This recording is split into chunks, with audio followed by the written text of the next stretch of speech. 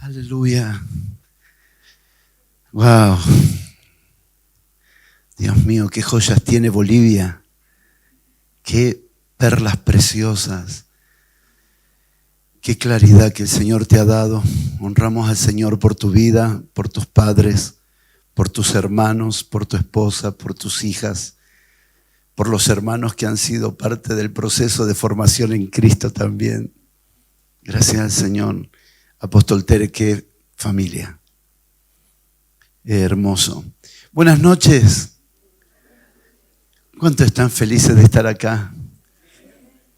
Qué bueno. Dígale a su hermano que está feliz de estar acá. Dígale un poquito. Estoy feliz de estar acá. Qué bueno.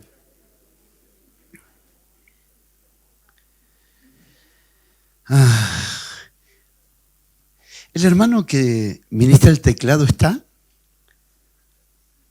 ¿Dónde está? Ah, sí. ¿El hermano que toca el teclado? Quisiera pedirle que se ponga un momento sobre sus pies. Quisiera orar por la apóstol María del Carmen. Si no, le voy pidiendo al doctor Álvaro.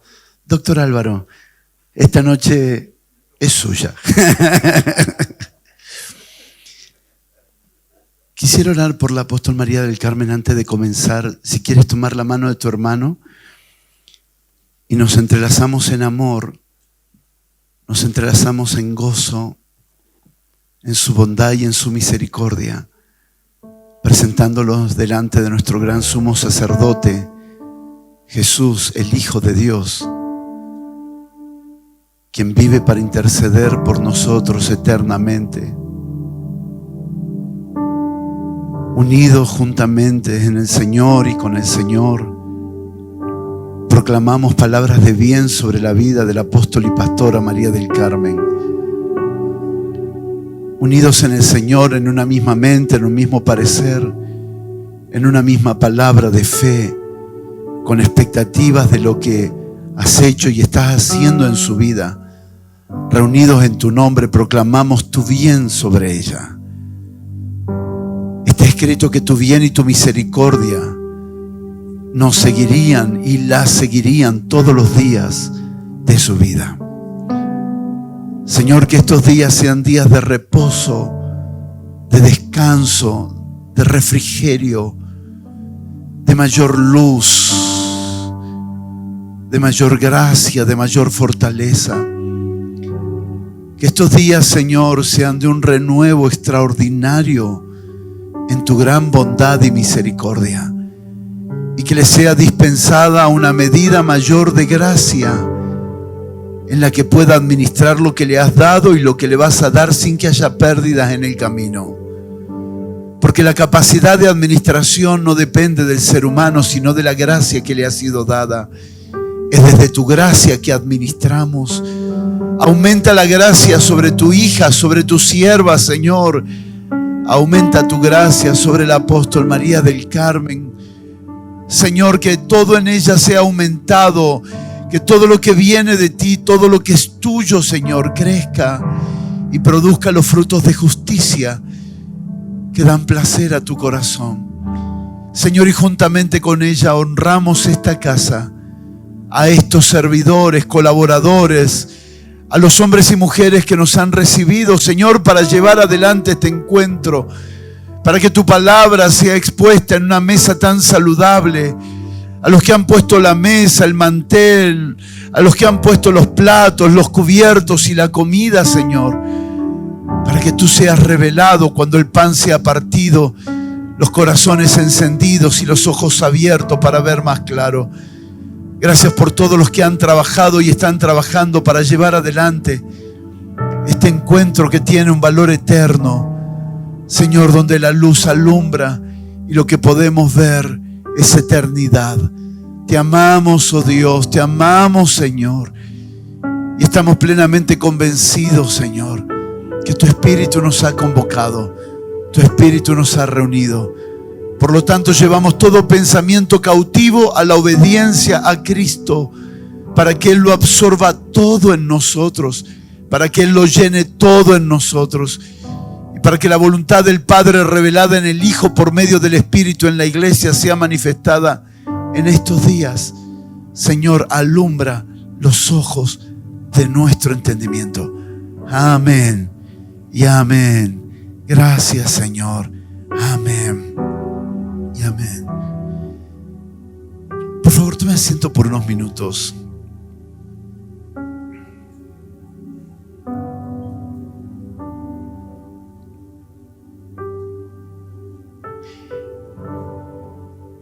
El día viene y se acerca donde la iglesia entenderá los ambientes. Dios ha hecho la creación con diferentes tipos de ambientes. Y todos los ambientes cumplen un rol, cumplen un propósito, tienen un objetivo. Los ambientes son importantes porque Dios trabaja por ambientes. Los ambientes definen lo que se espera en ese ambiente y de ese ambiente. Hay un ambiente de salvación, hay un ambiente de redención, hay un ambiente de edificación y hay un ambiente gubernamental. En la medida en que la iglesia crece en entendimiento, va discerniendo los ambientes. Mayormente un niño no sabe diferenciar entre el frío y el calor, y es probable que cuando haga mucho frío él pueda salir desnudo afuera y se lleve el shock del impacto de la temperatura, porque no sabe discernir los ambientes. Es verdad también que un niño puede salir muy vestido porque en la casa está el aire acondicionado y no se da cuenta que afuera hace mucho calor y entonces sale muy vestido porque él no sabe diferenciar que una puerta cambia ambientes. Es increíble. Si salimos hoy del hotel y nos vamos afuera, vamos a ver que el ambiente de aquí adentro no es el ambiente de afuera. Una puerta cambia ambientes. Dios le entregó a Pedro llaves para abrir puertas que son ambientes. Quisiera volver a repetirlo para que usted lo pueda capturar. Dios le entregó a Pedro llaves para que abran puertas, para que pueda abrir ambientes. Hay ambientes. Ambientes que son de salvación, ambientes que son de redención, ambientes que son de edificación y ambientes que son gubernamentales. Si pudiera entender los ambientes, es probable que pudiera estar a la altura de la expectativa de Dios. La gloria de cada encuentro es la expectativa de Dios. Expliqué el jueves a la mañana y seguramente será repetido por las autoridades de que fe nos conecta con la expectativa de Dios. Fe no me conecta con mi expectativa. Hay una fe natural que opera en todas las personas, la cual Dios no está comprometido a honrar. La fe natural que todo ser humano tiene, que cada niño, cada joven, cada hombre, cada mujer, sin ser espiritual porta. Por eso están las religiones, porque existe una fe natural. Pero hay una fe diferente, que es la fe que proviene de Dios. Los apóstoles hablaban de la fe que proviene de Dios. Y la fe que proviene de Dios nos alinea a la expectativa de Dios. Algunas personas se preguntan, ¿qué hará Dios? La gente que tiene la fe de Dios lo sabe. Porque la fe que proviene de Dios no viene para satisfacer mis expectativas, viene para mostrarnos sus expectativas y para que nosotros sepamos qué esperar.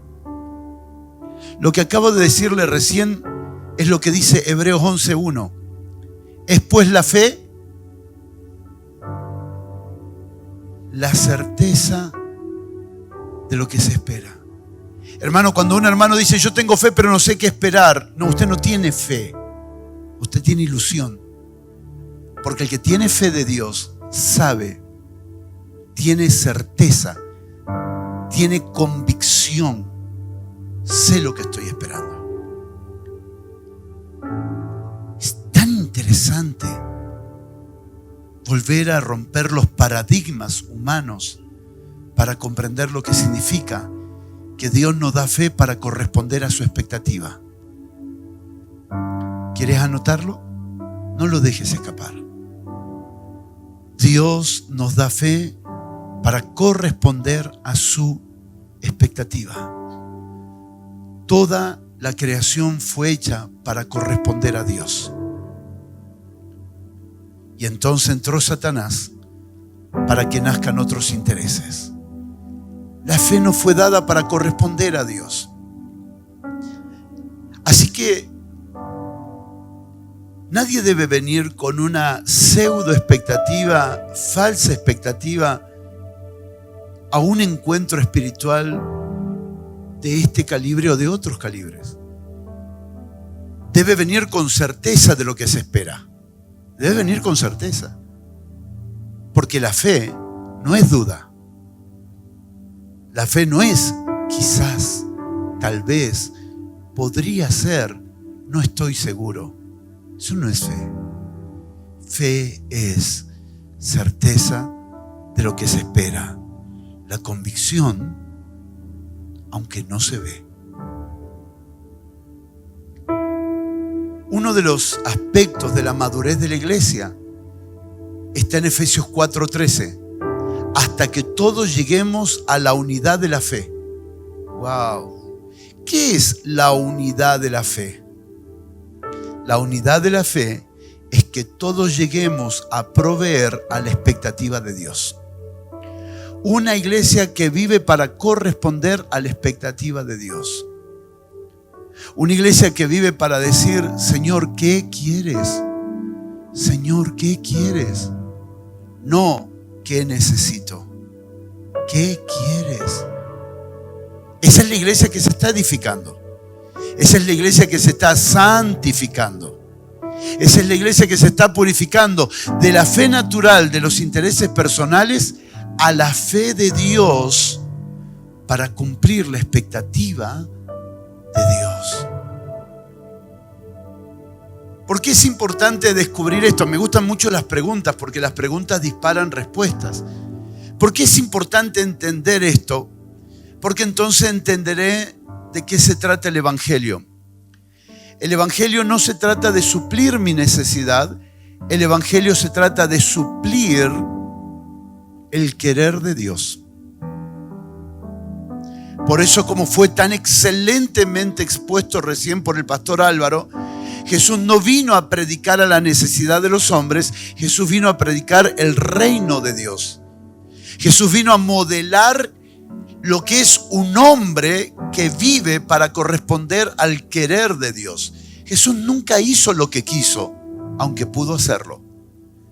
Jesús nos enseñó no solo a hacer milagros, no solo a multiplicar panes y peces, no solo vino aquí a mostrarnos cómo reprender la tormenta con autoridad. Jesús vino para algo mucho más trascendental. ¿Qué es lo que Dios espera del ser humano? Lo que Dios espera del ser humano es que el ser humano responda al querer de Dios. Con los años, mecanismos humanos se han metido en el Evangelio. Mecanismos humanos que han humanizado el Evangelio. Y el Evangelio es para el ser humano, pero el Evangelio no puede ser humanizado. Porque el Evangelio es eterno, el Evangelio es divino, el Evangelio es espiritual, el Evangelio es celestial. Para ser más sensible, el Evangelio lo hemos reducido a un sentido tan profundo de humanismo que no supimos en qué momento el humanismo tomó el lugar de lo divino. Jesús no vino a hacer a Dios humano, Jesús vino a recuperar al ser humano para ser familia de Dios. Hay una gran distancia y hay una gran diferencia.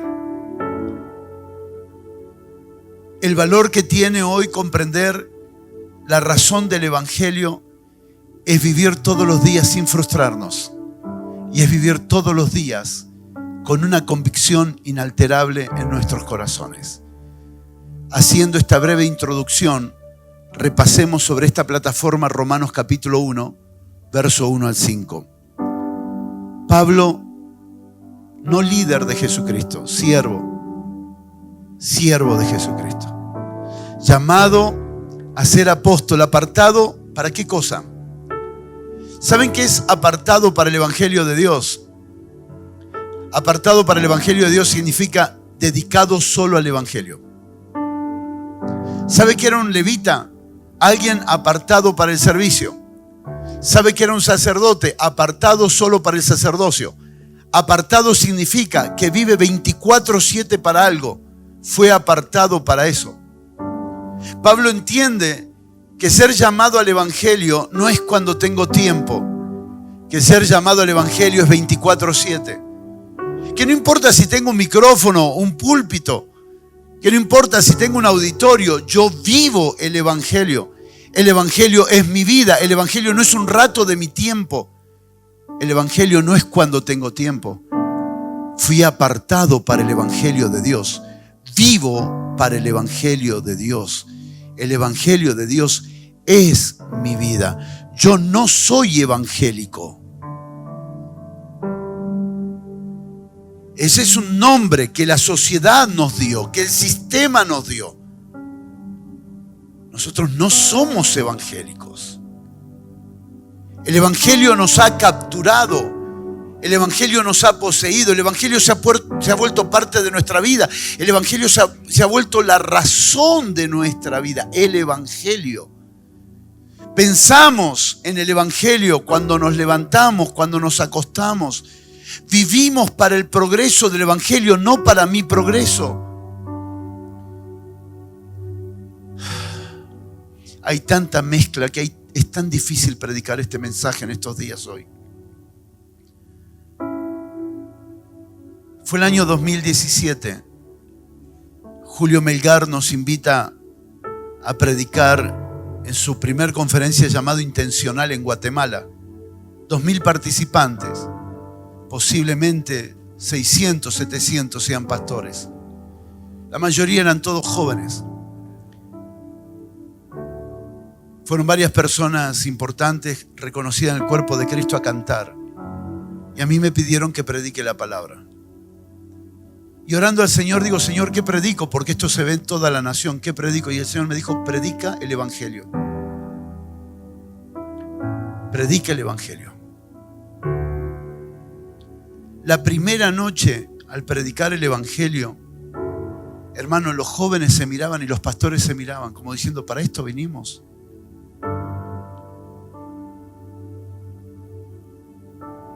Fue verdaderamente una batalla predicar el Evangelio. Porque cuando el Evangelio es mal presentado, el Evangelio bien presentado no tiene sentido. Porque el Evangelio mal presentado levanta los intereses personales.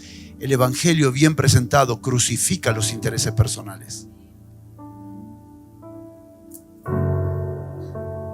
La primera noche tuve 4 ministraciones porque así el profeta Julio Melgar lo había recibido del Señor. La primera fue un tormento. Ya para la segunda fue menos tormento. Ya algunos hermanos comenzaron a abrirse. Para la tercera, los pastores comenzaron a abrirse y cuando hicimos el llamado a los pastores, pasaron todos los pastores llorando. A la cuarta administración no había lugar para las 2.000 personas adelante, llorando y pidiendo perdón al Señor y diciendo, ¿qué hicimos del Evangelio? ¿Qué hicimos del Evangelio? Si la gente no quiere el Evangelio, no es porque el Evangelio no sea excelente, es porque quienes lo representan lo hacen ineficazmente. Si Dios no es deseado, no es porque el diablo tenga poder, es porque la iglesia no lo muestra como Él es. ¿Cuántos de los que están aquí están apasionados por el Señor? No, de verdad, ¿cuántos están apasionados por el Señor? Pregunta, ¿por qué estás apasionado por Él? ¿Por qué estás apasionado por Él? Porque lo conoces. ¿Sí o no? La pregunta es, cuando la gente te ve a ti, ¿lo conoce a Él?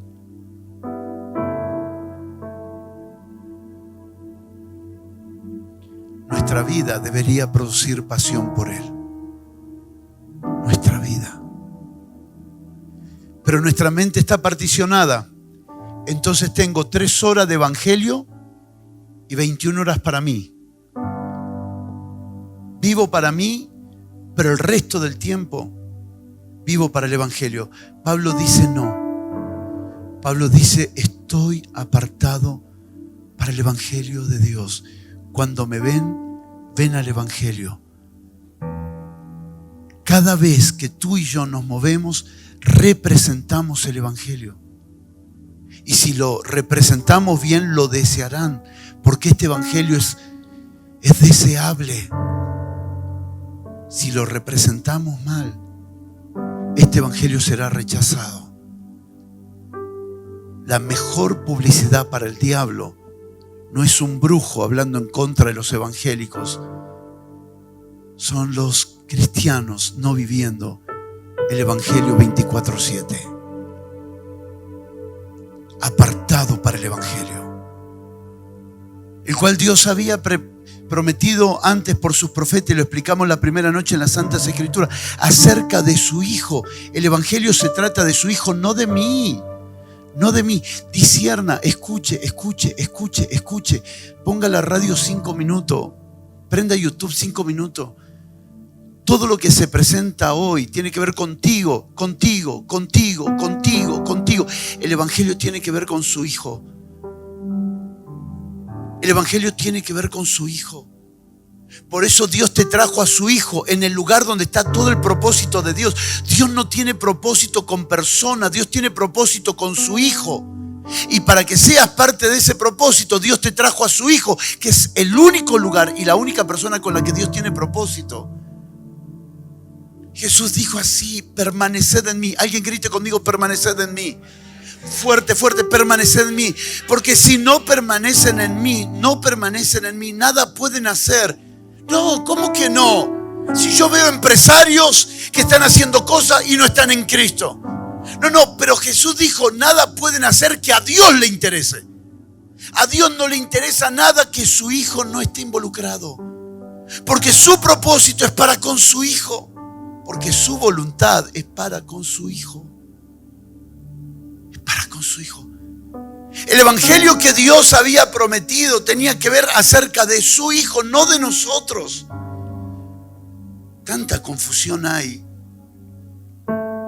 que el 70% de la iglesia latina piensa en Israel como el reloj de Dios. El evangelio nunca se trató de Israel. El evangelio nunca se trató de Israel. El evangelio se trató de su Hijo. Israel era un tipo y sombra de lo que sería su Hijo y la iglesia. Hermano, no crea que esto es tan sencillo, por eso tiene que ser revelado. Hay muchas cosas que se hacen que no son su Hijo, y si su Hijo no está, ahí no está presente el evangelio. Ahora se nos muestra 2 tipos de hijos de Dios, que es uno solo, pero se nos muestra en 2 formas. Jesús, el hijo de David según la carne, al cual podemos estudiar en los 4 evangelios. Pero se nos habla de alguien extraordinario. Pablo nos habla de alguien tan poderoso y nos habla, por favor, mire, el verso 4, lo vimos ayer rápidamente, pero ahora coloquemos nuestra atención, es glorioso. Verso 4, que es la segunda expresión del Hijo, que fue declarado Hijo de Dios con poder según el Espíritu de Santidad por la resurrección de entre los muertos. Conozco el oficio terrenal de Jesús, porque cuando Jesús caminaba, sanaba, hablaba, profetizaba, predicaba, enseñaba, ministraba. Conozco a Jesús, el Hijo de David según la carne. Ahora, ¿conozco al que resucitó? Porque el evangelio no es solo el Jesús según la carne. El evangelio es el que resucitó. Puedes preguntarte a ti mismo, yo me hago esta pregunta: ¿conozco al Cristo resucitado? Pregúntese, por favor. Pregúntese a sí mismo aquí adentro. Puede mencionarlo obviamente si quiere. ¿Conozco al Cristo? Pregúntese, porque si no, usted no conoce el evangelio. Porque el evangelio no es la mitad. El evangelio es conocer a Jesús según la carne y conocer al resucitado. No vengo a poner en duda tu fe, vengo a despertarte a una mayor medida de fe en la operación del Hijo resucitado. No vengo a preguntarte cuántos testimonios tienes por tu oración. Te pregunto, ¿conoces al Cristo resucitado? Por favor, agarra a tu familia y pregúntale si conoce al Cristo resucitado. Agarra a tus discípulos, tus colaboradores, tus obreros, pregúntales, ¿conoces al Cristo resucitado? Pregúntale a la gente si conoce al Cristo resucitado. Porque si no conoce al Cristo resucitado, se está perdiendo el evangelio. Se está perdiendo el evangelio. Conocer al Cristo resucitado no es necesario, es esencial. Acompáñame a leer Hebreos capítulo 2, por favor. Hebreos capítulo 2, verso 14. Hebreos 2, 14 al 18. Cuando lo tenga, por favor, dígame sí.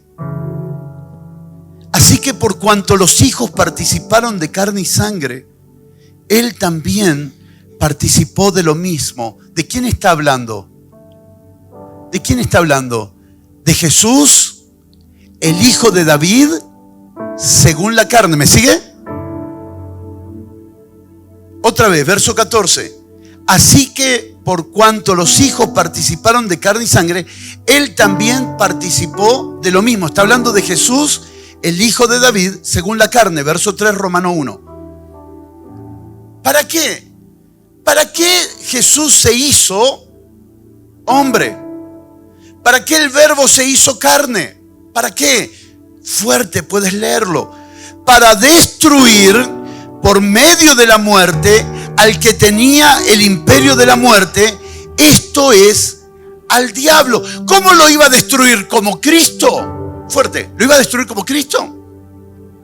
No lo podía destruir como Cristo, porque Cristo nunca fue vencido por la muerte. Lo tenía que vencer como hombre.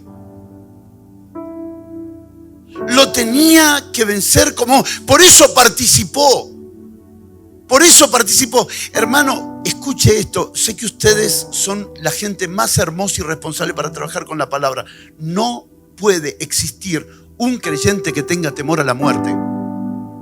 No puede existir un creyente que tenga temor a la muerte. No se concibe a menos que no haya conocido el evangelio.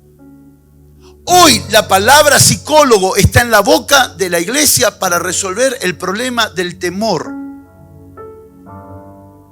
Porque no se presenta el evangelio. Señores, el que conoce al Jesús que vino en carne y al Jesús que resucitó con poder, sabe que cuando Jesús murió, destruyó el imperio de la muerte. Lo destruyó, señores, lo destruyó. Ustedes y yo nunca más volveremos a estar esclavos de la muerte. Satanás maneja a la gente con el temor a la muerte. La agenda de muchas personas está fundada en el temor a la muerte. Muchas personas viven considerando sus vidas permanentemente con el temor a la muerte. Y no pueden responder al Espíritu cuando los mueve, porque el temor a la muerte es un conflicto. Me decía un pastor hace tiempo atrás, no voy a viajar en avión. Le digo, ¿por qué? Porque me dice, siento que cada vez que voy a subir un avión para ir a predicar me voy a morir. No, es tan terrible como eso. Conocer al que resucitó es saber que Él venció a la muerte. Destruyó el imperio de la muerte. Reprendo todo espíritu de muerte en esta noche. Reprendo todo espíritu de muerte, de temor a la enfermedad, en el nombre de Jesucristo. Reprendo el gobierno de la mente que opera en una dinámica de muerte. Que sea libre en el nombre del Señor Jesucristo. Y que venga el verdadero conocimiento de la libertad, del evangelio completo, del Hijo según la carne, pero también del Hijo resucitado. Que Dios te use poderosamente en este año 2023 para liberar a los que están esclavos de la muerte. Aquellos que dicen, yo voy a la iglesia, pero igual voy al psicólogo porque tengo temor a la muerte. No, no hay problema que vaya al psicólogo, pero no puede resolver con la carne lo que debe resolver con una experiencia en el Espíritu. Fíjense en lo que continúa diciendo este pasaje. Para destruir por medio de la muerte al que tenía el imperio de la muerte, esto es al diablo, y librar. ¿Quién es el que libró?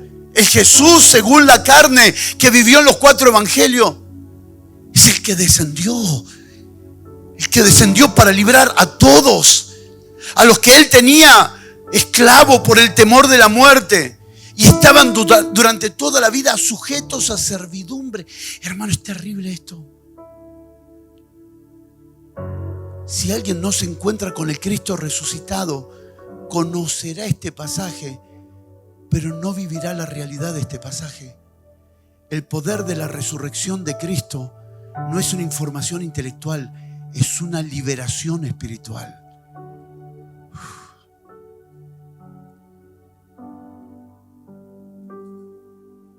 Me dicen, apóstol, nosotros teníamos nuestra primera congregación en una casita muy pequeña que recién se estaba construyendo. Me dicen, apóstol, llegó un hombre con una nave espacial, un coche espectacular. La primera iglesia comenzó en un barrio muy humilde, con calles de tierra. Sí, era un hombre con mucho dinero, muchísimo dinero. Mi oficinita era muy chiquitita. Entraba el sillón, las 2 sillas, un pequeño escritorio y nada más. Este hombre entró con su esposa y cuando salgo a recibirlo veo una calavera en el rostro de la mujer. Una calavera. Y me dice, pastor, vinimos para hablar con usted. Le digo, no me diga nada. Por favor, pase a la oficina. Le digo, señora, ¿quién es ese ser que aparece todas las noches en su casa? ¿Quién es esa señora que aparece de tanto en tanto en su casa y se larga a llorar? Y me dice, es mi mamá. Dice, hace años que se me aparece todo el tiempo para decirme que me va a llevar, que me va a llevar. Nunca me lleva, pero no puedo quitarme esa palabra y esa imagen de mi mente. Le digo, vamos a orar, pero primero reciba al Señor como su Señor y Salvador. Y me dice, pastor, yo hace 15 años que voy a la iglesia. Yo no estoy para emitir un juicio de valor sobre sus 15 años. Estoy para decirle a usted qué pérdida de tiempo que le hayan predicado muchas cosas, pero no el evangelio completo. Porque el evangelio se define en el Cristo crucificado y en el Cristo resucitado.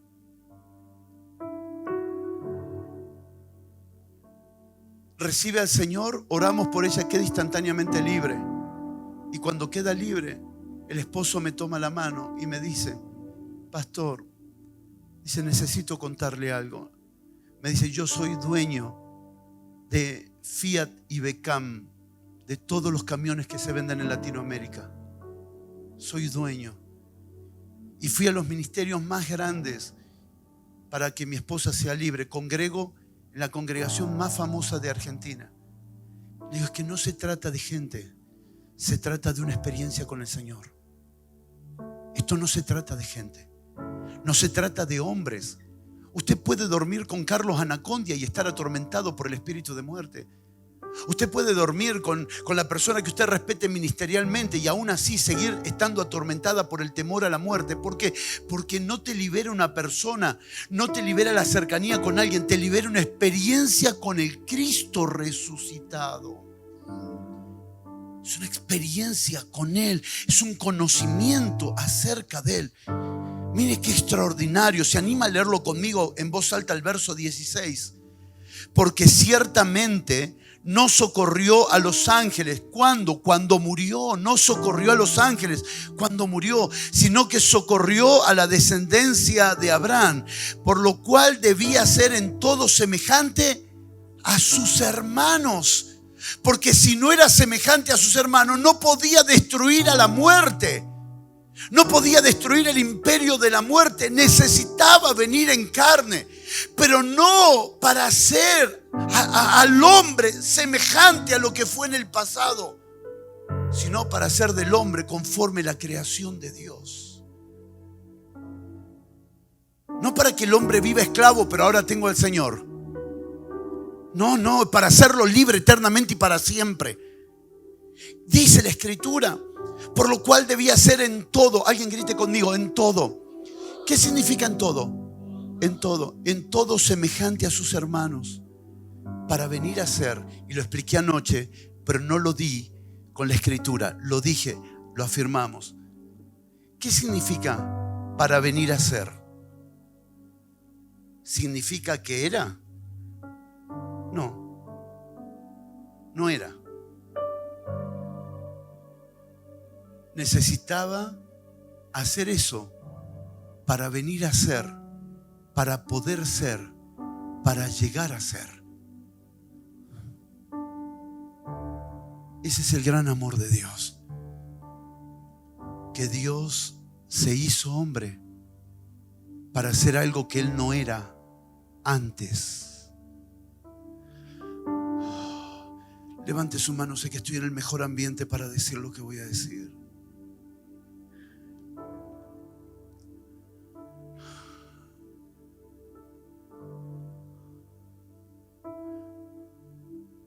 El creador del hombre hizo un ser para que lo representara, pero el creador no era hombre. Escuche y adore al Señor mientras escucha.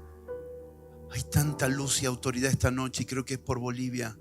No es por los presentes nada más, es por Bolivia. Hay una autoridad del Señor aquí esta noche que no puedo decirle cuánto, cómo y de qué forma. Pero este lugar se ha transformado en un centro de intercesión del Espíritu por causa de la nación. Ministra el Señor, por favor. Hizo un ser que no había en los cielos. Hizo un ser de carne y hueso. Había ángeles, querubines, serafines, el Padre, el Hijo y el Espíritu Santo, pero no había un ser humano en el cielo.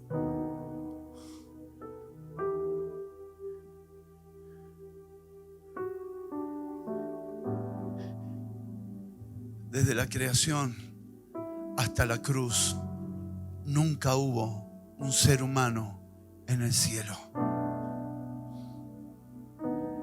El primer ser humano que está en el cielo se llama Jesús, el Hijo de Dios.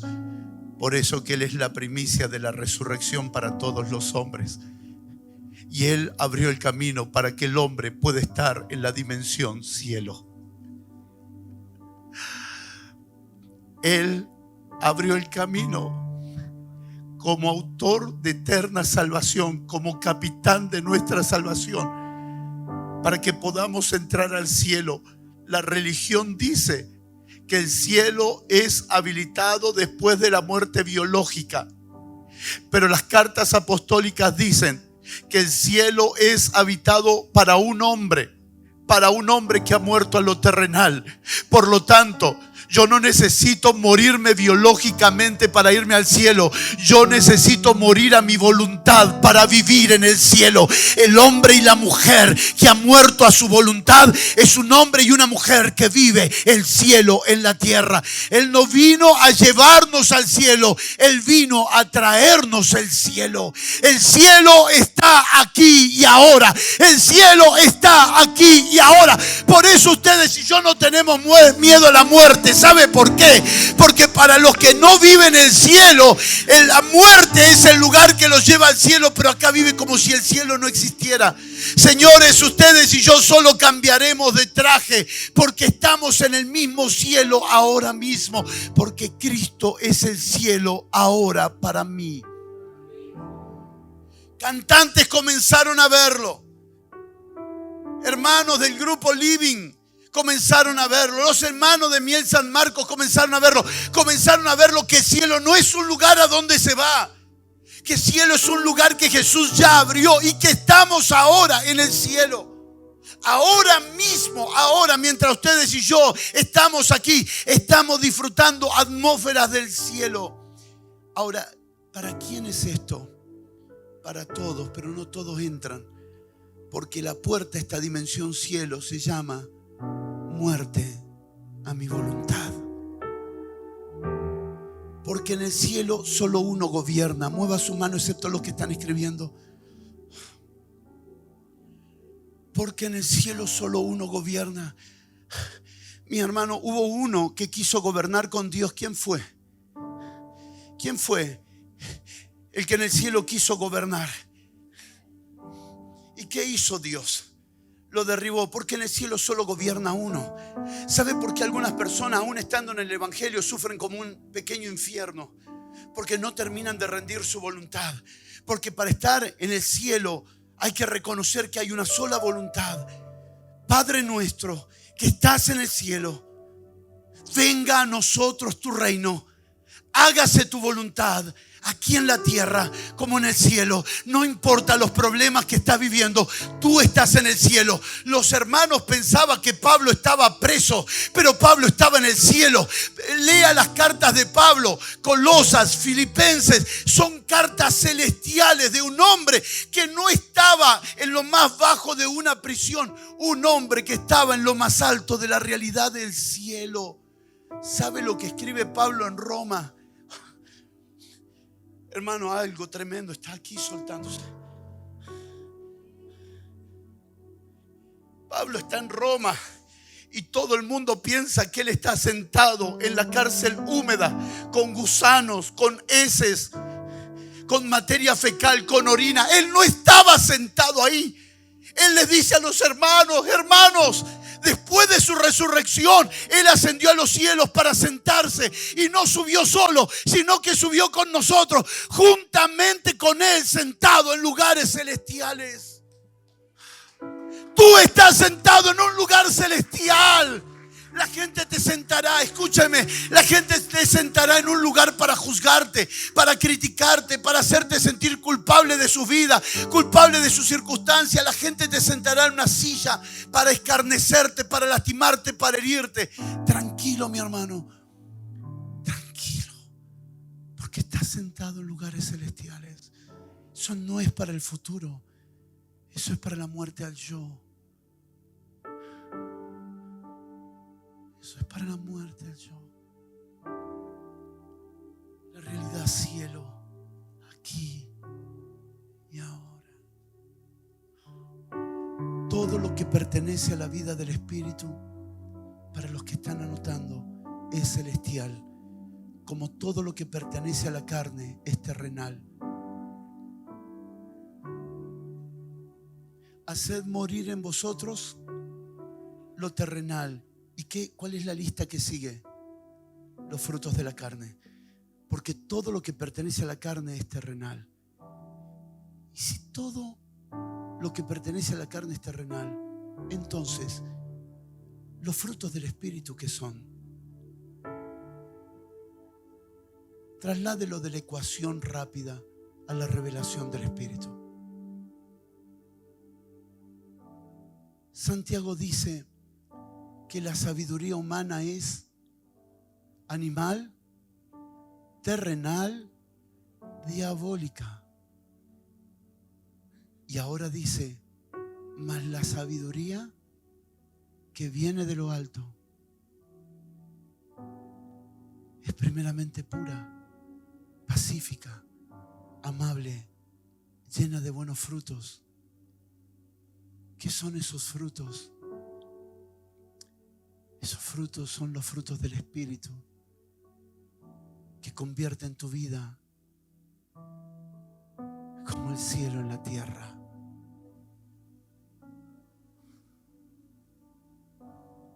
No es solo ser una buena persona, es haber entrado a otra dimensión. La realidad cielo, la realidad cielo, la realidad cielo. Nadie subió al cielo, dice Jesús, sino el Hijo del Hombre que está en el cielo. Escuchen esta conversación. Juan capítulo 3, versos 12 y 13.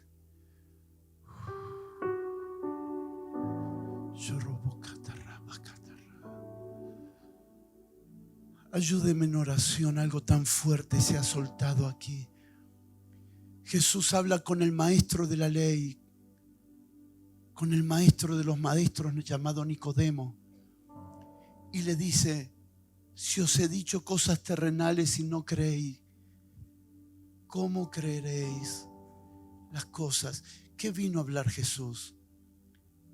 Jesús vino a hablar cosas celestiales, pero no encontraba con quién hablar cosas celestiales. Él quería hablar cosas celestiales, porque las cosas celestiales no son para el cielo de arriba, las cosas celestiales son para aquí abajo. ¿Se acuerdan qué hizo la cruz? Efesios capítulo 2, reconcilió los cielos y la tierra. Ya no son dos lugares diferentes. En la cruz, cielo y tierra fueron abiertos para que el cielo esté ahora en la tierra, no en forma de apoyo, sino en forma de gobierno. El cielo no viene a apoyar a la tierra, el cielo viene a gobernar la tierra. Te convertirás en una bestia, Nabucodonosor, hasta que reconozcas que el cielo gobierna. Hay tanto. Verso 13, por favor. ¿Alguien quiere leerlo conmigo en voz alta? Nadie subió al cielo. ¿Qué significa nadie? Nadie. Nadie. ¿Hubo hombre en el cielo? Jamás. Nadie subió al cielo, sino el que descendió del cielo. ¿Quién descendió del cielo? El Hijo del Hombre. ¿Y qué dice? Gramaticalmente es correcto la expresión, gramaticalmente. ¿Me sigue? Gramaticalmente es correcta la expresión. Si descendió del cielo, ya no está en el cielo. A menos que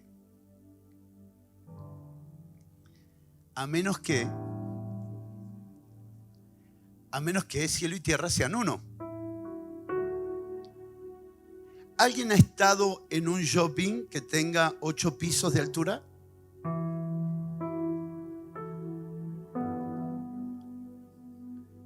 ¿7 pisos, 6 pisos?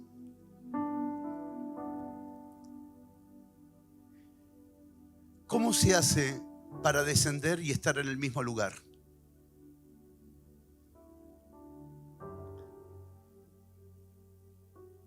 Yo bajé del 8º piso, del 5º piso, pero sigo estando en el mismo shopping.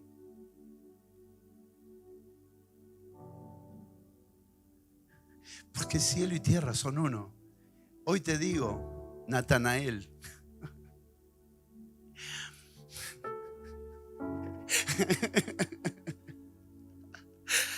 Hoy te digo, Natanael, ¿qué cosas mayores verás? Desde hoy te digo, Natanael, verás los cielos abiertos y a los ángeles de Dios subir y bajar sobre la cabeza del Hijo del Hombre. Porque Jesús no vino a llevarnos al cielo, Jesús vino a traernos el cielo. Y por favor, admitamos ser ignorantes de esto por un minuto, para que la arrogancia religiosa no nos robe la experiencia. Conozco mucho de la Biblia, pero ahora quiero conocer la realidad del cielo.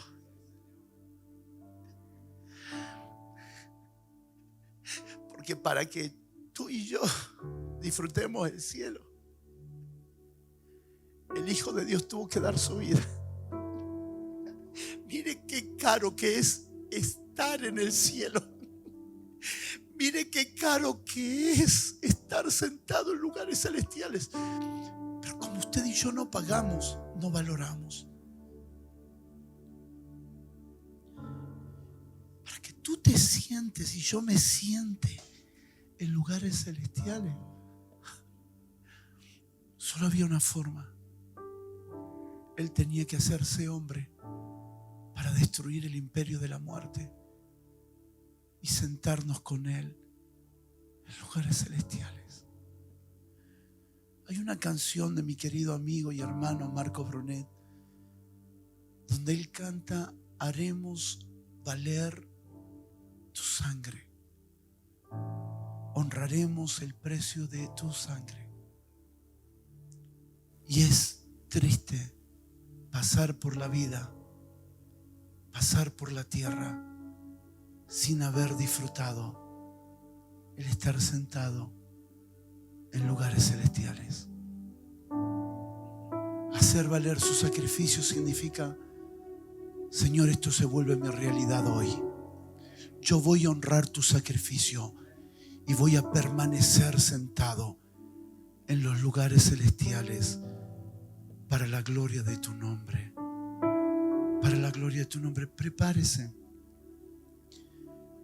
Versículos bíblicos saltarán los próximos días en tu cabeza y en tu corazón. Prepárese, porque el libro del profeta Ezequiel, sin velos, será tu realidad. Prepárese, porque entenderás por qué Ezequiel significa fortaleza de Jehová. Entenderás cómo es que se transforma un sacerdote de cautivos en un profeta del Altísimo, Ezequiel. Entenderás que no estamos en la tierra para ofrecer los pecados de los hombres a Dios, sino para traer la realidad de Dios a los hombres. Hasta que Ezequiel se encuentra con el trono de Dios, Ezequiel sabía orar por los pecados de los hombres. Pero después que se encuentra con Dios, Ezequiel traía a Dios a los hombres. Una cosa es presentar a alguien a Dios. Otra cosa es presentar a Dios a alguien. No te traigo a Él, te lo traigo a Él. Y sin orar, pondrás la mano y se sanará. Y estarás tomando un café y sin saber cómo ni cuándo, Él decide darse a conocer. Y comienzan a llorar las personas al lado, en el asiento de tu avión y en el restaurante. Alguien te dirá: te miro y no puedo dejar de llorar. No eres tú. Estar sentado en lugares celestiales significa que tú no le presentas a la gente a Él. Tú le presentas a Él a la gente. Es decir, le quiero dispensarte algo de Él. Vimos ayer que Pablo dice: quiero ir a estar con ustedes para darles algo, un don, Cristo. Quiero estar con ustedes porque tengo algo que darles. ¿Se acuerdan? 1 Corintios 14. Y cuando os reunís, cada uno traiga. Yo traigo la torta, yo traigo la coca, yo traigo el café. No es ese traer, es ese traer.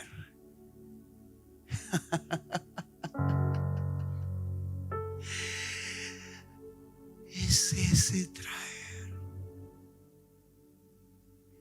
Es ese traer.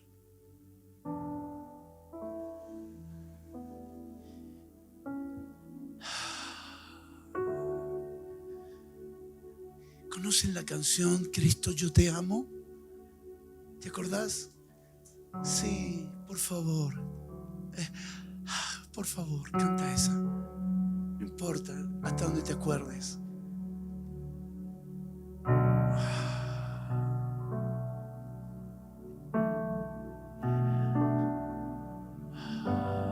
Señor.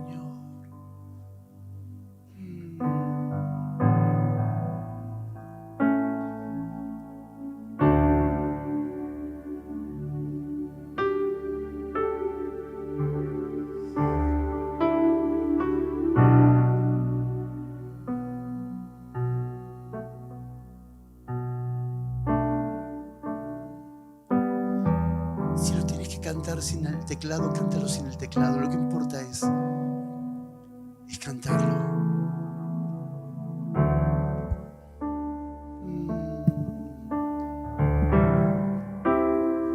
Cristo, yo te amo.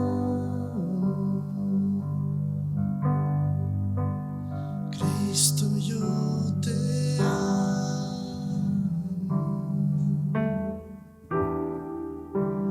No hay nadie como tú. Eres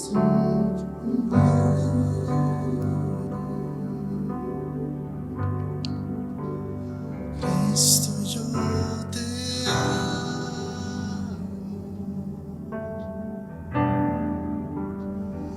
Cristo, yo te amo.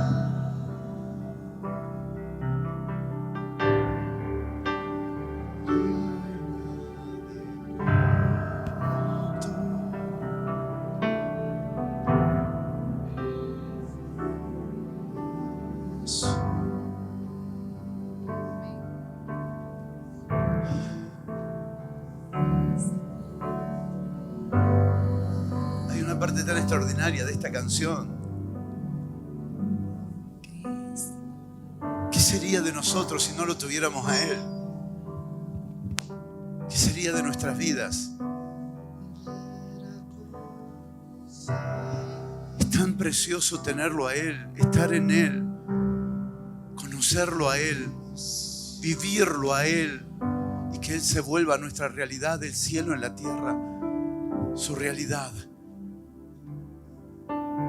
Esta expresión, si no hubiera conocido al Dios que me ama, no sé dónde estuviera si yo a ti no te tuviera, si no hubiera conocido al Dios que me ama. ¿Cómo no cantar te amo? ¿Cómo no cantar Cristo? Cristo, yo te amo. ¿Te parece con tus propias palabras comenzar a decirlo? Es que Álvaro no había nacido cuando cantábamos estos himnos. Álvaro es muy jovencito. Esta canción es tremenda. Porta en sí mismo la sustancia de la iglesia. Una iglesia amada, una iglesia enamorada, una iglesia apasionada. Una iglesia que no tiene ojos para otros amantes porque tiene un solo esposo a quien ama con todo su ser.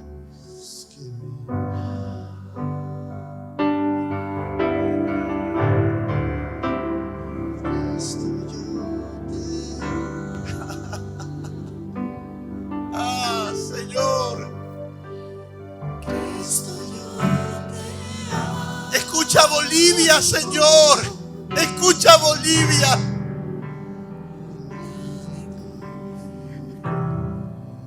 No dioses, no religiones, no ídolos. Solo tú, Señor, solo tú, solo tú, solo tú.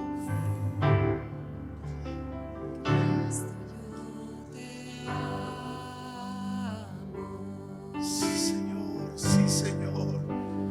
Cristo, yo te amo. Sí, Señor. Sí, Señor.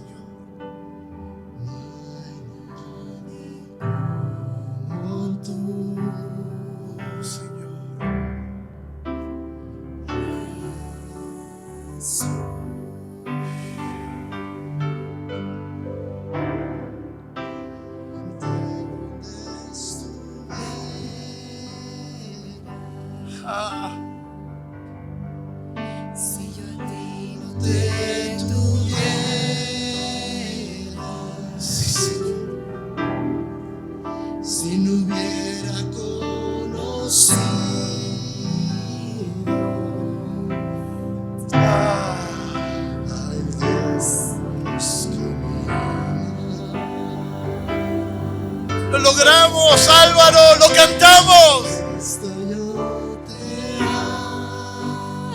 Por 30 segundos colócate sobre tus pies y levanta tus manos. Sí, sí, sí, sí. Sí, nos has introducido a la realidad del cielo, a la realidad celestial.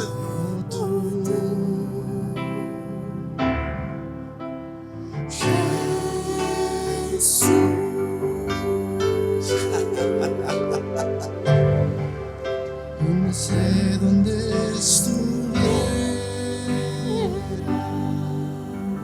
Ah, Señor. Si no te tuviera.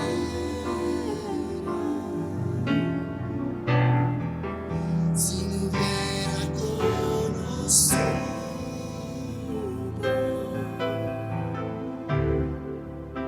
al Dios que me ama.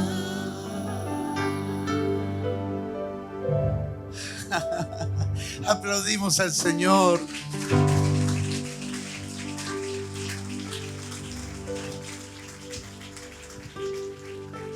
Por favor, tome su lugar.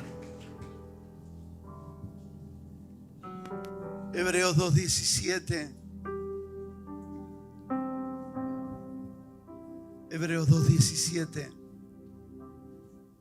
Por lo cual debía ser en todo semejante a sus hermanos, para venir a ser misericordioso y fiel, sumo sacerdote en lo que a Dios se refiere, para expiar los pecados del pueblo.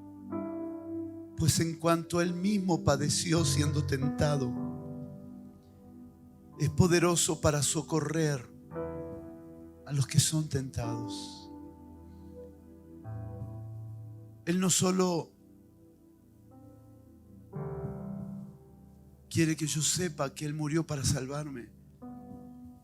Él quiere que yo sepa cómo nos socorre.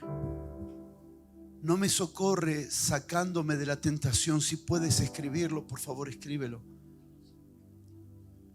No me socorre sacándome de la tentación.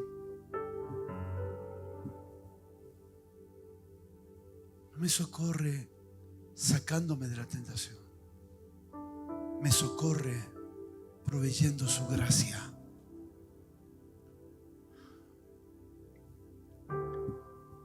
Hebreos capítulo 4, verso 14 al 16.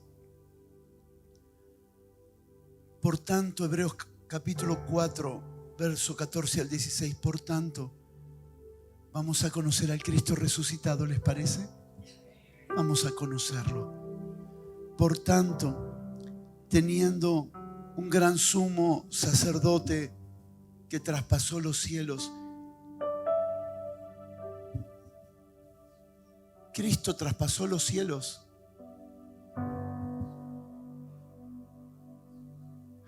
Jesús.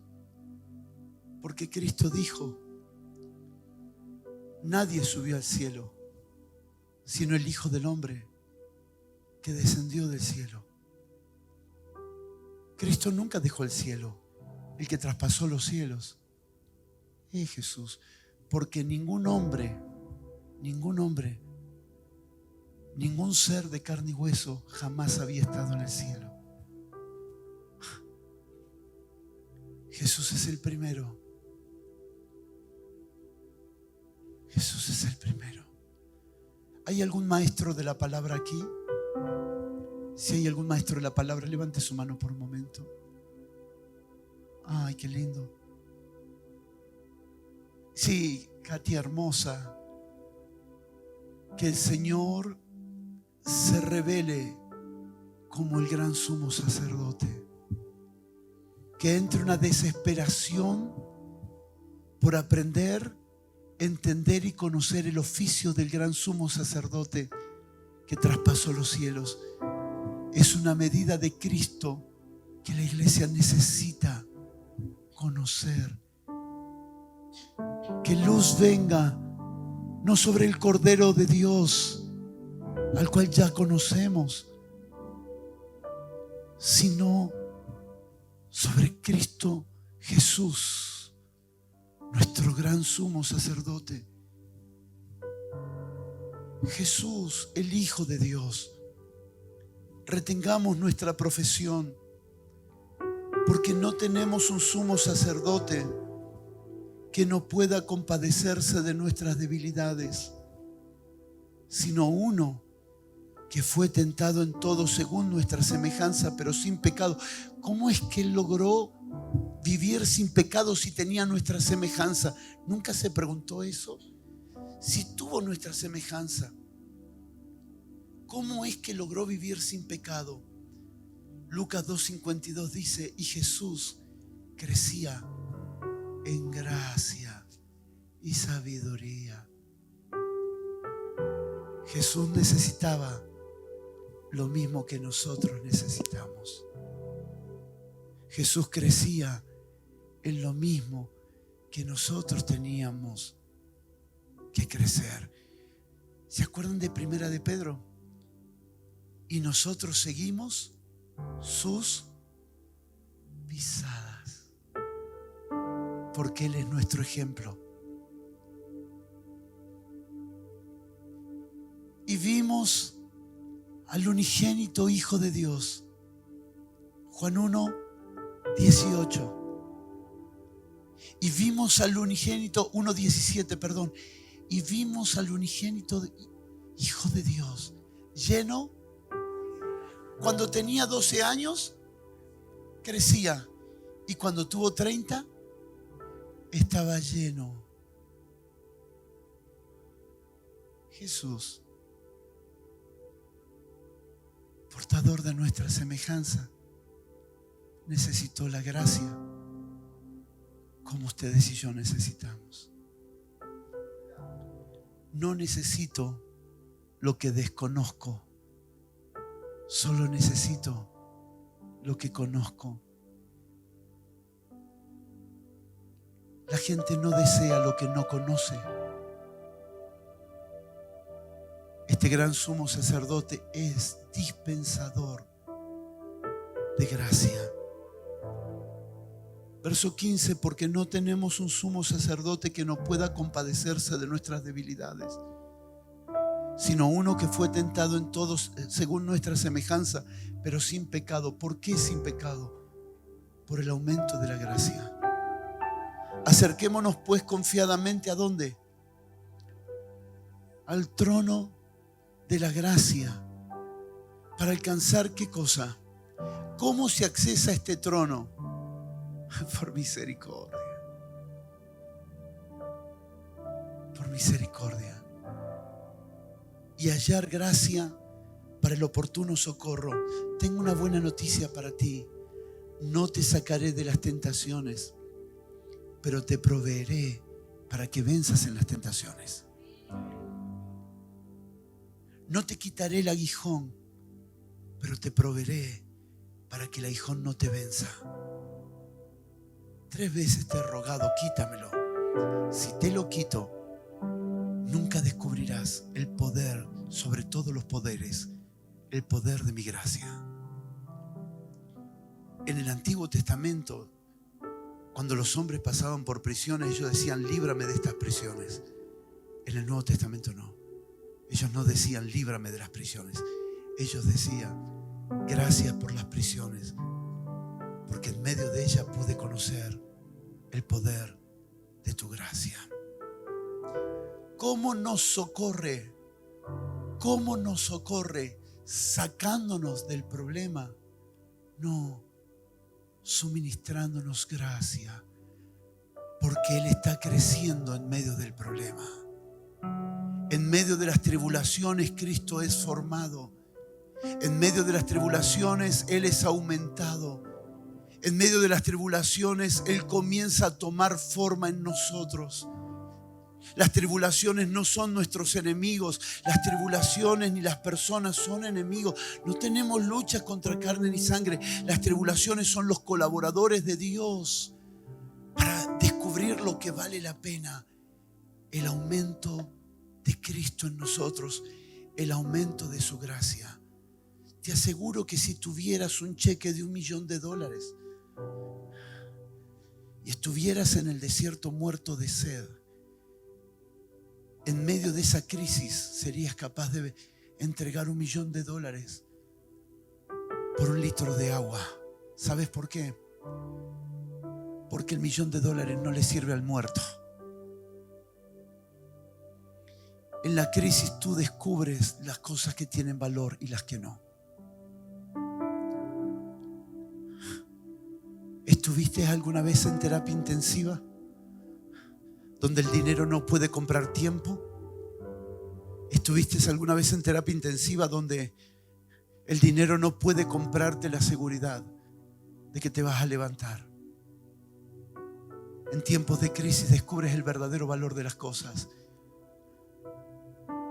El hombre más famoso de esos días dijo: todo lo tengo por basura a fin de conocerle.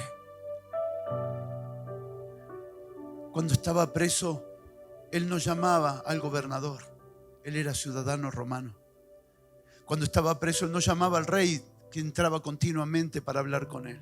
Cuando estaba preso, él estaba disfrutando del aumento de su gracia. No quiero contactos si tengo a este gran sumo sacerdote que suministra gracia. Que Dios unja personas como Katia, José Alfredo y tantos maestros que están aquí de diferentes congregaciones, que puedan ver al Cristo resucitado. Que Dios te unja los ojos, Olivia, para cantar del sumo sacerdote, porque es tan poco lo que la iglesia sabe de él y no es inocente. A las tinieblas no le conviene que tú lo conozcas, porque si tú conoces al sumo sacerdote, el sumo sacerdote te suministra algo que te hace más poderoso que a los principados y potestades.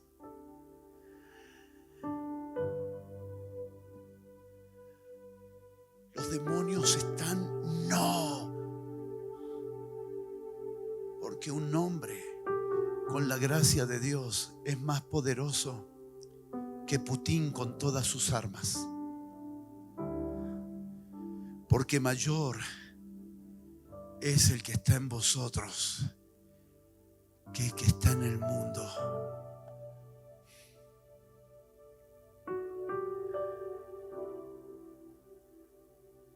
Enmarquemos para finalizar Romanos capítulo 1, verso 1 al 5. Este es el evangelio al cual Pablo se había entregado. Pablo, siervo de Jesucristo, llamado a ser apóstol para el evangelio de Dios, apartado para el evangelio de Dios, que Él había prometido antes por sus profetas en las Santas Escrituras. Este evangelio se trata de su Hijo, nuestro Señor Jesucristo, no nuestro Maestro en primera instancia, nuestro Señor, que era del linaje de David según la carne, que fue declarado Hijo de Dios con poder por causa de su obediencia, porque fue obediente hasta la muerte y muerte de cruz. Le fue dado un nombre que es sobre todo nombre.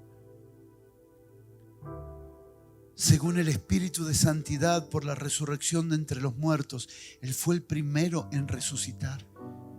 ¿Saben qué es resucitar? Entrar a la dimensión cielo. El espíritu de resurrección es el Espíritu celestial que habita en nosotros y por quien recibimos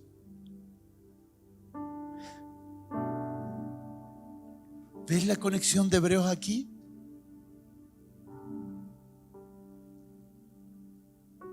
¿Por quién recibimos? ¿De quién? De nuestro gran sumo sacerdote que ha resucitado. Es de Él que recibimos primero, ¿qué cosa? La gracia. ¿Y después qué? ¿De quién hemos recibido la gracia? Conocí al sumo sacerdote y de Él recibimos la gracia. Espero que tu mente no se entremeta ahora. Porque antes del apostolado es la gracia. Cualquier movimiento apostólico sin el conocimiento de Jesús como el sumo sacerdote no opera en gracia.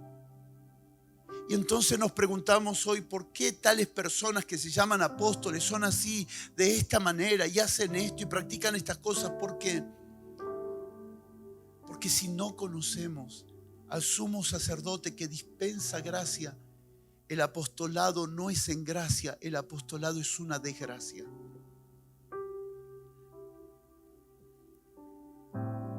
El apostolado sin la gracia depende de lo carismático. Estudie en griego detenidamente, por favor, entre carisma y carismático. Dios da carisma, Dios no promueve lo carismático. Porque así como hay diferencia entre individuo e individualista, hay diferencia entre carisma y carismático. ¿Sabe cuál es la diferencia entre carisma y carismático? Que el carisma es el don de Dios, carismático es el hombre usando el don de Dios para centralizar lo de Dios en su propia persona. El movimiento carismático no es de Dios, porque el movimiento carismático no entrona a Cristo en el centro, sino a la persona. Entonces todo gira alrededor del apóstol, todo gira alrededor del profeta, todo gira alrededor de los pastores, todo gira alrededor de un hombre, de una mujer. Y cuando la iglesia gira alrededor de un hombre y una mujer, Dios no puede decidir, Dios no puede gobernar. Dios no puede proponer, Dios no puede mandar, porque todo gira alrededor de un hombre. Los movimientos carismáticos se terminan con la persona, pero el movimiento del carisma y de la gracia de Dios hace que los hombres mueran y el avivamiento continúe, porque no está centrado en un ser carismático, está centrado en el carisma de Dios. Si un movimiento necesita de una persona para permanecer, señores, eso es un movimiento carismático. Si esta casa necesita la presencia de María del Carmen para subsistir, qué pena. Ustedes son un movimiento carismático. Pero si esta casa está en el fundamento, ¿cuál es el fundamento? La obediencia a Cristo. ¿Para qué vivió el apóstol María del Carmen? ¿Para que dependan de ella? ¿O vivió para que ustedes dependan de Cristo? Sé que se enojan porque veo el rostro de algunos y me gusta que se enojen. Se tienen que enojar, pero no se tienen que enojar conmigo. Se tienen que enojar con el engaño que opera en las mentes, que nos impiden entender el gobierno de Dios. Señores, ustedes tienen un ser al cual pertenece absolutamente a Dios y no a esta congregación. Las gracias ministeriales son dadas a la iglesia para ser del Señor a favor de la iglesia, no para ser de la iglesia. Pablo dice, siendo libre de todos puedo servir a mayor número. La gloria de esta casa es tener a alguien que responda a la voluntad de Dios y no a la voluntad de los hombres. Porque la voluntad de los hombres es animal, terrenal y diabólica. Esta noche quiero desatar con ustedes, no para mi voluntad, ni para la voluntad de ustedes, al apóstol María del Carmen. Quiero desatarla para que ella haga lo que Dios la escogió eternamente para hacer. Esta casa llegó a ser lo que llegó a ser porque esa mujer tiembla ante la presencia de Dios, porque esa mujer tiembla ante la voluntad de Dios. Pero hay un gemido en el espíritu por un despertar apostólico del cual muchos de esta casa todavía no quieren aceptar. Y es tan fácil leerlo en el espíritu, porque la carne y la sangre han tomado el lugar que la voluntad de Dios. Pero cuando la voluntad de Dios gobierna, la gloria de una casa es liberar a las personas a la voluntad de Dios. No eres mío, eres de Él. Cuando Jonathan y Miru me dijeron, papá, sentimos que tenemos que irnos a trabajar a Estados Unidos, que el Señor tiene un llamado con nosotros en Estados Unidos, nuestro mejor y más grande colaborador. El hombre y la mujer que conocen toda la administración detalladamente, que lo saben absolutamente todo. Lo miré a los ojos y le dije: hijo, los lugares nunca nos distancian. Tú puedes estar en Estados Unidos y yo puedo estar aquí. Los lugares no nos distancian, los kilómetros no nos distancian. Lo único que nos distancia es que no estemos en la voluntad de Dios. Porque mientras estamos en la voluntad de Dios, siempre estamos en el mismo lugar. Nosotros no nos encontramos en un lugar geográfico, nosotros nos encontramos en la voluntad del Hijo. Tú puedes dormir con alguien al lado que no ama la voluntad de Dios. Tú estás tan lejos de él, tan lejos de ella, que no puedes explicarlo. Porque lo que te hace uno es la voluntad de Dios. Quisiera orar con ustedes porque tengamos la madurez como iglesia para pasar a la próxima estación apostólica. Esta iglesia precisa entender el apostolado. Precisa comprender el apostolado. Precisa discernir que todo el nuevo pacto tiene un ecosistema llamado apostolado. La iglesia nunca será iglesia si la iglesia no está en un ecosistema llamado apostolado. Señor, por tu gracia y voluntad, por tu soberano designio, tú constituyes, sin consultar a hombre alguno, apóstoles, profetas, evangelistas, pastores y maestros. Cuando dijiste apartadme a Bernabé y a Saulo, no consultaste con los 5.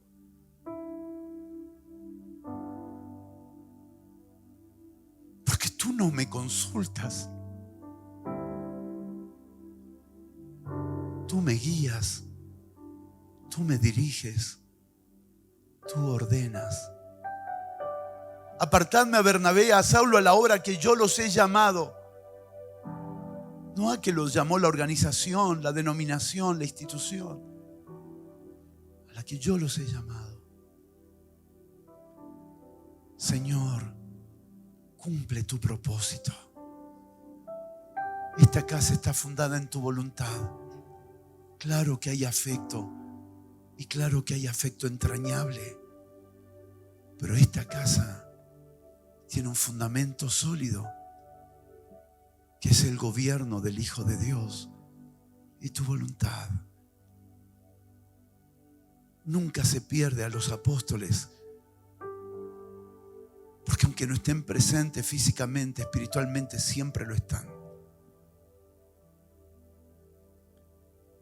Señor, lleva después de este encuentro a esta casa a una mayor dimensión de autoridad.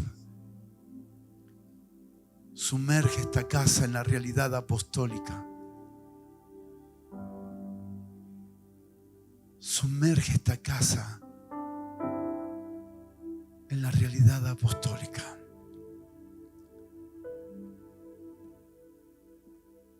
Hay un escenario que fue tan fuerte en la vida de Pablo cuando se reúne con los ancianos de Éfeso. Y Pablo les dice así: subo a Jerusalén y no verán más mi rostro. Y los hermanos se tiraron sobre él y comenzaron a llorar. Y él les dice: ¿qué hacéis llorando por mí, entristeciéndome?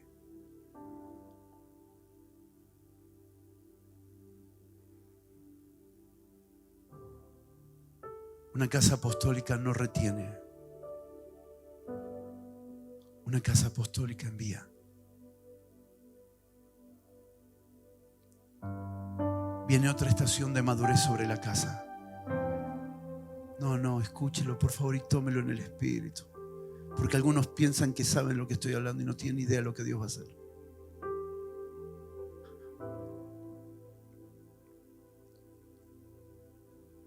No se ofenda conmigo, por favor, solo lleve la oración si esto es de Dios. Algunos creen que son espirituales y solo han entrado en piloto automático.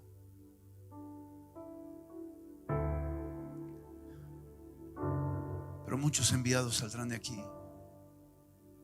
Muchos enviados. La placenta te cubre 9 meses para protegerte, al 10º mes te quema. Todo lo que pasa por el tiempo señalado por el Padre se quemará. El fruto tiene un tiempo para ser comido. Cuando se pudre, lo que te alimentó ayer te intoxica hoy.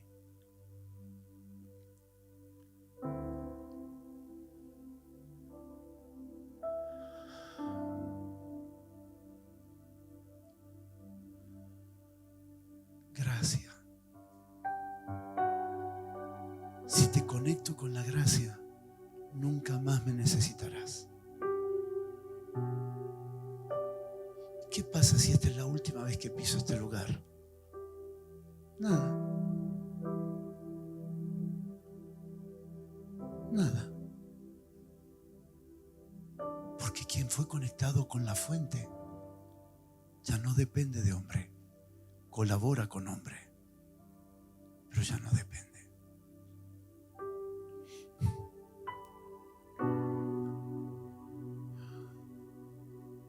Tal vez este ambiente sea el principio de una sanidad apostólica para Bolivia. Tal vez.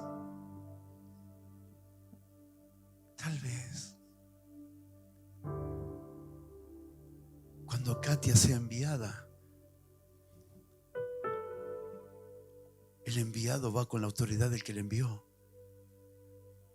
Esto quiere decir que si un apóstol me envía, yo no voy con mi autoridad, voy con la autoridad del que me envió. Jesús podía venir cuando quería. El Padre dijo: ¿quién irá por nosotros? Y Jesús no dijo: chao, me voy. Jesús dijo: envíame a mí. Porque una casa apostólica sabe el poder que habita en el envío. Sabe que el envío porta no autarquía, sino la autoridad de aquel por quien es enviado. Levanta tus manos y ministra al Señor.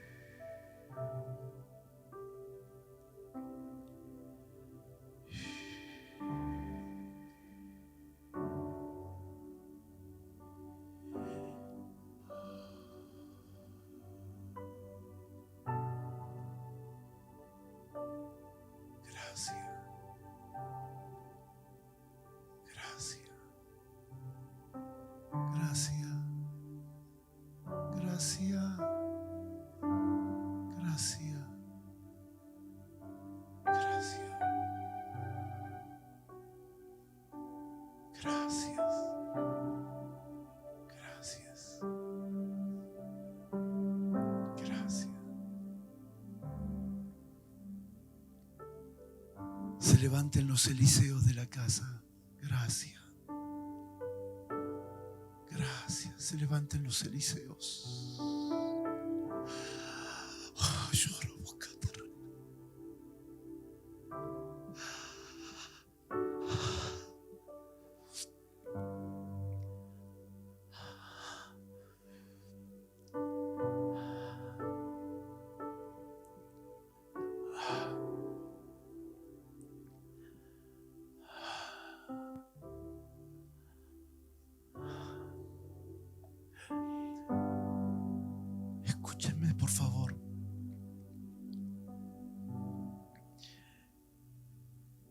¿Qué entendió Eliseo que no entendieron los discípulos de Jesús?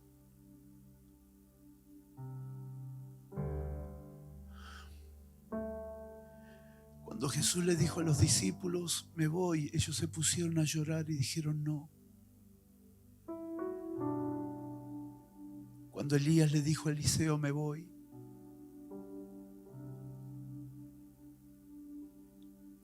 los profetas de las 3 escuelas de Elías le comenzaron a decir a Eliseo, Eliseo, ¿sabes que hoy quitarán de ti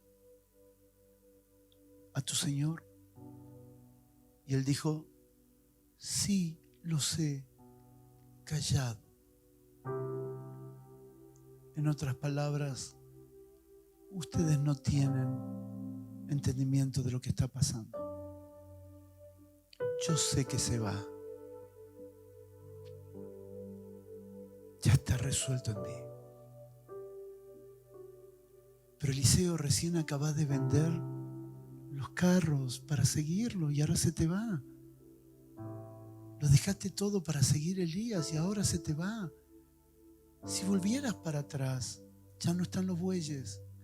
Lo sé. Callad. Eliseo, me voy. Pide que haga algo por ti. Y Eliseo dijo, quiero recibir una doble porción de tu espíritu. Si Dios ha decidido llevarte, yo no puedo retenerte. Pero si tú puedes impartir. Eliseo entendió el Evangelio. Entendió el Evangelio. Jesús le dice a los discípulos, me voy. Pero no les puedo decir muchas cosas porque están demasiado tristes. Juan 16. Pero les conviene que yo me vaya. Porque si yo me voy, lo que está en mí estará en ustedes. Porque lo que yo voy a traspasar me habilita para darle lo que está en mí. Si yo no muero, no se los puedo dar. Yo necesito morir. Porque una vez que yo sea crucificado, lo que está en mí ahora estará en ustedes.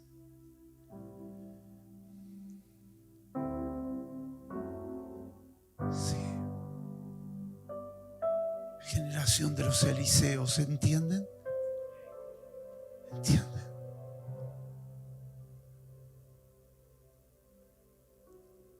Queremos más del Señor, más del Señor, más del Señor, más del Señor, más del Señor.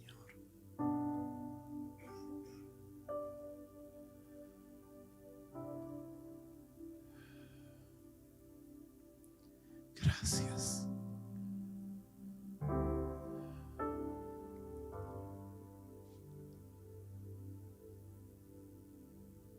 Los que esta noche han visto y no solo han oído,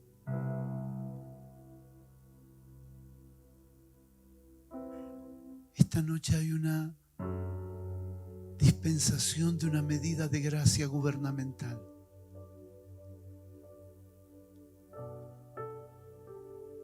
Por eso oímos al principio el valor de entender los ambientes. Esta casa tiene carácter gubernamental. No solo es un hospital. Tiene carácter de gobierno.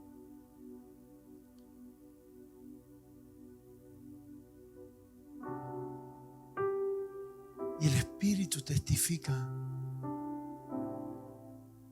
una mayor medida de gracia impartida ahora.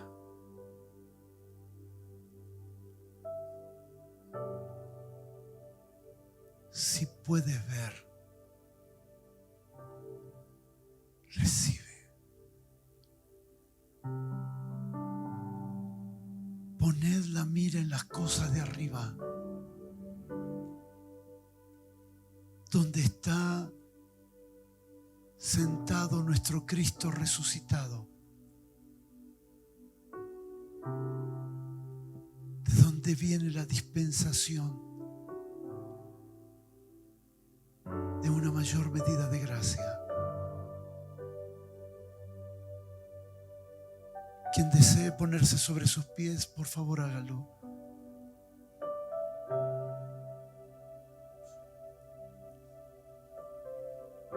Y con nuestras manos alzadas en señal de rendición y entrega, quiero verte y crecer en medidas de gracia. Dios no tiene problema con oraciones que se repiten. Dios tiene problema con oraciones que se repiten vanamente. Él no dijo que no usemos repeticiones. Él dijo que no usemos vanas repeticiones. Puedes repetir una palabra tantas veces como te sea revelado.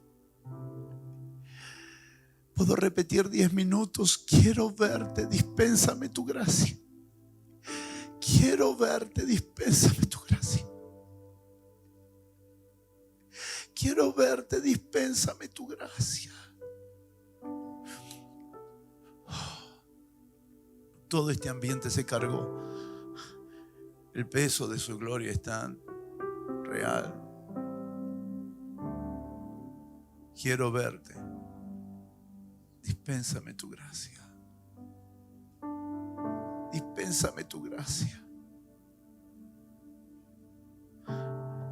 Porque al verte recibo gracia, y al recibir gracia puedo verte.